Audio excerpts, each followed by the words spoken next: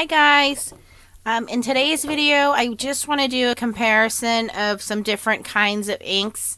The number one question I see people asking is, what is the difference in inks and can I stamp with certain kinds of inks? So I want to answer that question if I can today for you.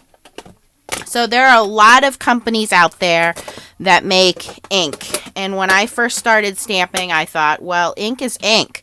So, I'm just going to buy the colors that I want. And then I found out the more I got involved with stamping and card making that that's not true.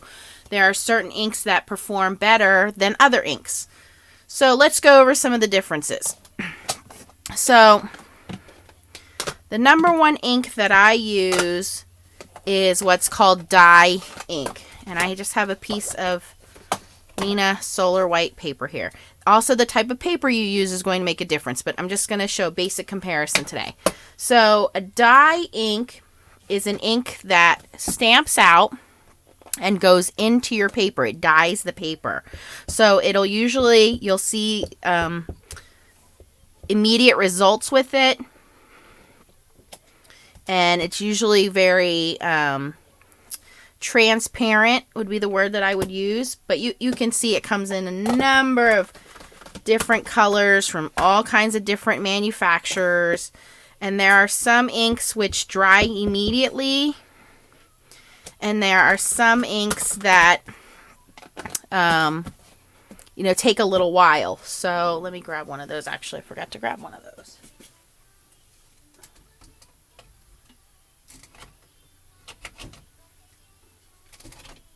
Okay, sorry about that, guys. I should have been more prepared for my video. Alright, so this is a Hero Arts ink. And the Hero Arts inks are very nice inks, but they are known for stamping a little splotchy. And then they dry over time. So you can see that kind of looks splotchy there. We'll look at it again later and see how it dries. But all of these inks have the same properties where, and this is Stampin' Up, and now, Stampin' Up's ink pads are a little different. They're spongy. They're not a felt pad like a lot of the companies are. So this is a felt pad, and the felt pad is basically that. It's felt, and then it has a piece of cloth material over the top. And when you go to stamp with it. And I do have a stamping pad underneath, which helps with my stamping. The Stampin' Up pads, I will say, are my favorite because of that sponginess.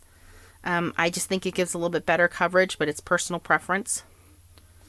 All of the inks are beautiful.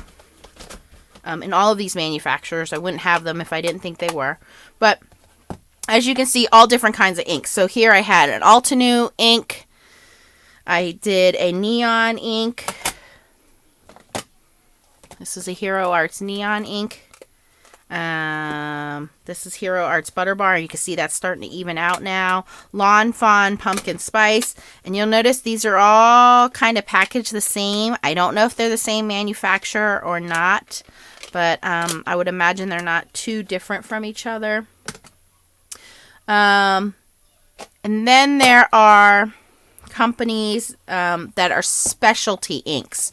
So what I mean by specialty inks is these inks have a purpose. There's something for them to do. So that would be these inks here. So Versamark, you guys have seen me use a million times. And what Versamark does is it basically has two purposes.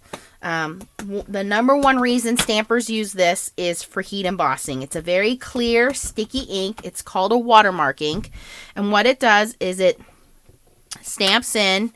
And again, it goes in and it dyes your paper, so this will get darker and look like a watermark in the paper. But because it's still wet and still sticky, a lot of stampers will put embossing powder on there, which is a very fine plastic, and then you heat it with a heat tool, which melts it, and then you have a raised surface. So that's what a lot of people like to use the Versamark for. And because it's clear, you don't see any mistakes underneath. So this is the number one ink pad I think people use for embossing. Now you can buy embossing ink as well, but I just think that this is just the number one preferred brand. The other ink are the specialty inks. are, now for my personal preference, I have two black inks that I reach the most for. The first one is a Versafine ink. Now this is what's called a pigment ink. Pigment ink is different from dye ink because what pigment ink does is it's like a paint and it sits on top. It sits on top of your paper. So these would all be examples of dye inks. And again, this is what most people use. And I'm going to give you some examples of pigment inks. Now what pigment inks do, because it's a little thicker formulation, and like I said, you can kind of pretend like it's a paint. It sits on top. It does take a little longer to dry. This is my number one black ink that I use, the Versafine. This ink is kind of special because you can heat set it and then you can use it for watercoloring. It's very permanent, but it does take a few minutes to dry. Other examples of pigment inks would be chalk inks. So here's Color Box. And what that pigment ink does is usually a little more, I don't want to say vibrant in color, but because the color sits on top, you definitely do see it a little more, if that makes sense. Specialty inks, again, glitter inks you will see with pigment inks because it gives the glitter something to stick to. This is my favorite gold ink, the Delicata. You'll see this a lot on Christmas cards, but they make beautiful pigment inks. Now, it's kind of hard to see here, but that comes up as a really beautiful gold ink. Now, pigment inks do need to be, in my opinion, re-inked because they do dry out, and you just take your re-inker, put that on the ink pad, give it a second to set in. Usually I will have like a plastic spoon or something to kind of get that to set in. Here's just a scrap piece of paper I'm going to use.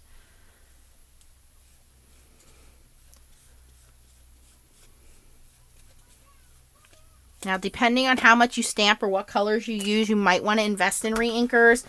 I don't normally buy re-inkers, and I've had some inks for a long time, but that's because I don't use a lot of the same colors. But if it's a company you like or you're going to use it a lot, then you should invest in a re-inker. And there's a lot of techniques you can use with re-inkers. All right, so there you can see it's much better. And I know you guys can't see it on camera, but there is a shimmer to this ink. And I have a little ink cleaning surface on the right side here that you guys can't see off camera. All right, a new company that came out with pigment inks is Tim Holtz Distress Oxides. And these are different from regular Distress inks. Now, regular Distress inks come in a black case. The Distress Oxides come in a gray case. These inks do not stamp images well, the Distress inks. Now, they are a dye-based ink, but there's a formulation in them which makes them stay wet longer. And you'll see here, they're best for techniques like backgrounds and mixed media and things like that.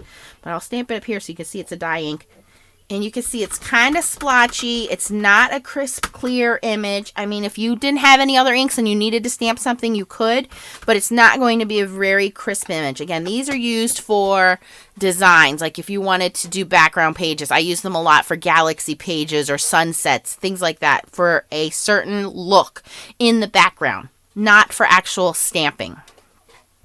Tim Holtz just brought these out this year, which are Distress Oxides. The Distress Oxides are a pigment and a distress ink mix. So they're basically a hybrid ink. Now, you will see that this, you can see it's a little lighter looking. The ink itself is like a chalk ink or pigment ink, and it is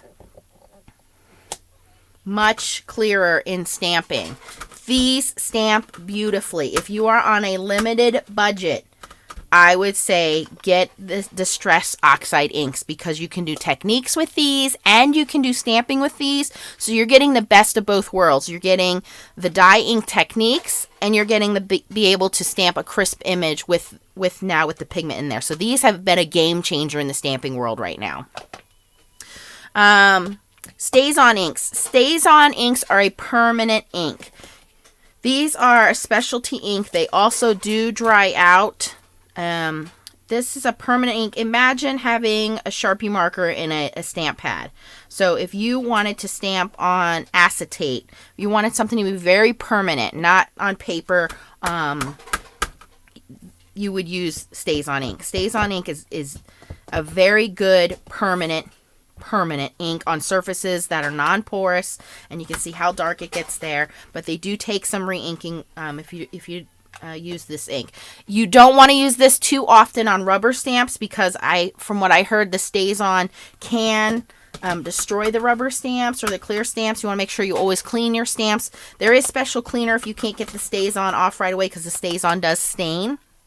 But it's a great ink. Like I said, stampers use it for stamping on acetate if they're making window cards or shaker cards or anything specialty. If you have a super glossy type of paper that your ink is just not soaking into, then you may want to try the StazOn. The other specialty ink that a lot of stampers use is this Memento Tuxedo Black Dye ink. Now, this ink is used most often for Copic coloring. Now, Copic markers, there are many different brands out there. There is Spectrum Noir, which is a little bit lesser expensive company. There's Copic markers, which is another name brand, but these are basically high-end alcohol markers. And when you stamp with these other inks, the Copic marker will actually bleed that ink. So if you're stamping an outline of an image and you want it to be able to color it in with the Copic markers, then you want to use Memento or another company. There are other companies out there that make a good Copic friendly ink. This is the one that most stampers have. It is a dye ink, but there's some kind of special formulation in it. And I'm just going to put it up here with the dye inks, which makes it so that it doesn't bleed with the markers on there. The Versafine ink is used mostly for watercoloring or for sentiments, or you can even, if you get to it quick enough, you can do heat embossing over it. The Memento ink is used for Copic coloring. So two black inks that are staples in using with stampers. Now, another thing that's come out over the last couple years are, again, more hybrid inks. Here are some that I have from the Ton. So the hybrid inks are nice because they have very bright, vibrant colors like the pigment inks, but they dry quickly like dye inks because generally dye inks dry faster, pigment inks dry slower. So these hybrid inks are a combination. Again, just like the Distress Oxides, they just stamp out more vibrantly and they sit on top. So if you wanted to layer colors, you could do that with the hybrid inks. There are inks out there that have, again, that have shimmer to them. So this is Brilliance, and this is an orchid color, and it has shimmer to it. Very similar to the Gold Delicata ink that I used before. But this is a very pearlescent shimmer, so it's very subtle. So if you wanted to stamp flowers or something like that, you could add a little glow to them. So there's a whole line of these. And there's a lot of manufacturers, so I've just showed you some of them. There is Tim Holtz with his Distress inks. This is from the Ton. There is ink from Close to My Heart, and I understand they just changed theirs. They used to be a little difficult to open. You have to push this button down and at the same time kind of pull and twist the lid. And now I understand they've changed to magnetic lids, so they're a lot easier to open. But their colors are also very vibrant, very beautiful dye inks. Nice full coverage. But like I said, they are a little harder to open. Close to My Heart, Stampin' Up! I showed you guys. Lawn Fawn has a lot of new inks. There are a million different kinds of companies out there selling inks, but what you want to be aware of is what is the, what is your intention of the ink? Are you going to be using it for techniques? Then I would just use the Distress inks, and that would be the regular Distress inks. If you're going to do everyday stamping, most people tend to reach for the dye inks or hybrid inks. I don't know that a lot of people go for pigment inks anymore, just because they do take a long time to dry. And if you smear that, I mean, you stamp something and smear it with your hand, there goes your whole project. And then you have, like I said, the Versafine inks, StazOn inks. Here's a new one. These are called the Ombre inks. Hero Arts has come out with these. And I wanted to show you guys. This is an older pad. This is a newer one. And I hope I grabbed a newer one. Yeah. So here's the older one. I don't know if you can see it in the light, but the separation in the ink pads, they're butt up against each other. So some of the issues, and I have this with some of my ink pads, is that when you go to do the cha-cha back and forth, up and down with these ink pads, and you get that gradation, that ombre effect, so you can see it's darker here and lighter here, is that some of those colors are now starting to bleed into each other. So it's kind of hard to tell what's the darkest and what's the lightest. Now, I do have a smaller stamp here, so trying to show you guys this is a little difficult. But some of those ink colors are now bleeding into each other. What Hero Arts has done is they've now separated. There's a little gap between the ink pads now, so there's less of that bleeding going on and more differentiation of the ombre ink. So you can clearly see there are 3 different color inks here. So I do like these for sentiments. Again, techniques. If you are limited on your budget and you want to stamp out something that, for instance, a tree, and you need a couple different colors of brown, you can use this end or that end. Oops, I put the wrong lids on. Of these ink pads. So great, again, if you're on a budget, you can use these. And it gives you a little more dimension when you add different colors as well. And then the last one I wanted to talk about is craft ink. Now, craft ink is also a pigment ink. It's basically white ink. So I have 2 kinds. I have the StazOn. Again, I showed you that it's a more permanent ink. If you wanted to use this for stamping on acetate, and acetate is a slick surface, so regular ink is just going to wipe off. This is going to be permanent. The number 1 craft ink that I like is the Stampin' Up! Craft ink. This is called Whisper White. And again, it's a specialty ink. It's a pigment ink, so you do have to invest in a re-inker on this. And I did not clean my stamp good enough. And don't worry, if that ever happens, you just take a paper towel, because it does happen, and you just kind of dab off some of that. And it's not going to affect it the next time you go around.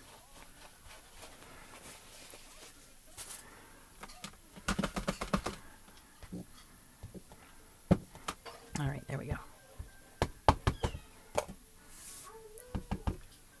This is a pigment ink, so it's going to sit on top of your paper, and it does take a little while to dry. Mine looks like it needs to be re-inked. I don't have the re-inker in front of me, but this looks great if you're stamping on darker cardstock and you want that ink to show up. You want to stamp with a pigment ink so that it shows up, especially on darker cardstock, because if you stamp with a dye ink, I'm going to buy this cool neon ink and I'm going to stamp all kinds of cool stuff and it's going to look like it's going to glow in the dark. Well, it's a dye ink, so guess what? It doesn't show. It doesn't show because it's soaked into the paper. It's only going to work on light colored cardstock like white. All right, so you want something to stand out, then you go with a pigment ink, or you do heat embossing. So here is the Tim Holtz, let's try this one, Oxide ink, which again is that pigmented ink.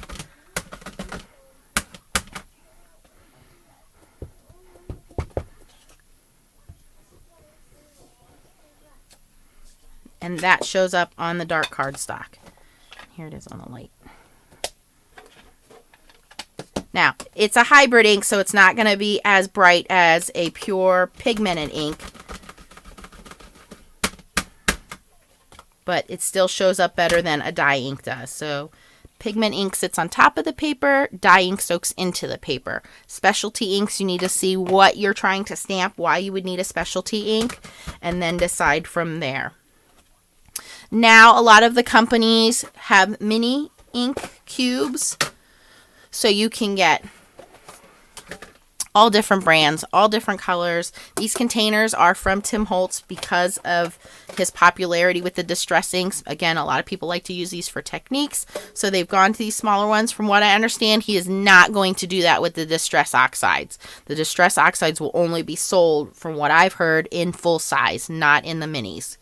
But you can get 12 tiny ink cubes in one of these little tins, and they're somewhere around $5 to $6. Most craft stores carry them. But they're the same inks. They're just little mini sizes. So if you want to try out an ink before you go in and buy it, or if you know it's a color you're not going to use very often, this is a nice alternative that is also a little bit cheaper. So financially, a lot of people like to start off. I did that with the Altenew inks. I got a couple of the colors. So here are the browns, here are the grays, here are the blues, and then I also think I got the greens, just to try out the Altenew inks before I went and bought a full size. Now, one of the colors I have, this Persian blue, I love this blue so much, I did buy a full size. So that's another way too, if you're on a budget and just starting out. And you can buy the re-inkers and re-ink these little guys too and continue to use them. Now, the only difference is they are smaller in size. So you would just take them and then just make sure that you are evenly stamping out your color. It's not like a regular full-size pad. There you go. And they have the specialty inks too. So there was a here we go. Here's a Versamark mini ink in here. These are great too if you are on the road and you are going to crops, or if you're going on vacation and you want to take a small stash with you without having to take a whole bunch. Now, these Hero Arts ones I got in the Hero Arts monthly kits. So a lot of companies send these out, again, as samples so that you can try them out before you invest in buying a full-size ink pad. Because if you buy a full-size ink pad, you're looking $5, $6 on up. If you want to buy the re-inker, you're looking at another $5 or $6. So you've invested $10 in an ink pad. You want to make sure that it's an ink pad you're going to use. Or you can try out the little minis and see how they work out for you. So I hope that answers your question, guys, on why are there so many different kinds of inks out there? What are they used for? Again, the main ones that are out there are your dye inks, your pigment inks, you have your hybrid inks, and then you have your specialty inks. If you have any questions, please post them below. I will be happy to answer them. Give this video a thumbs up if you liked it, and keep on stamping.